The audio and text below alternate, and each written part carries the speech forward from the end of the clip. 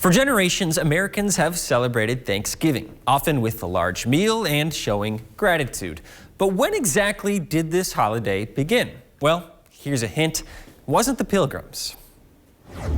When we were taught about Thanksgiving in school, we all learned about the harvest feast shared by the Pilgrims and an unnamed American Indian tribe. While a meal was shared, it wasn't the gesture of peace it has been made out to be. In 1621, Mayflower Pilgrims and Wampanoag people did sit down for a 3-day meal. At the time, it was just a routine English harvest celebration, and the Wampanoag joined the Pilgrims because the two groups had an alliance. But that alliance was short-lived. Years later, the Pilgrims started a decades-long war with their indigenous neighbors, ultimately ending in the massacre of the local tribes, including the Wampanoag. So the first Thanksgiving wasn't really a Thanksgiving or a peace gesture after all. It wasn't until 1789 that George Washington proclaimed the first National Day of Thanksgiving. But how did it become the annual recurring national holiday that we know now?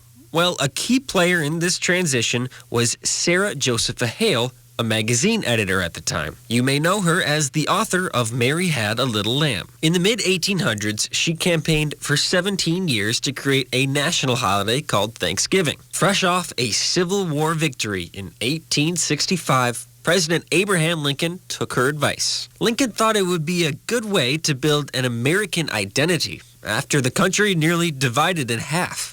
So he declared the last Thursday in November as the National Day of Thanksgiving. By the late 1880s, the concept of a pilgrim-centered Thanksgiving had blossomed in popular books. And that myth made its way into the public education system as a digestible way to learn about the Pilgrims and Thanksgiving.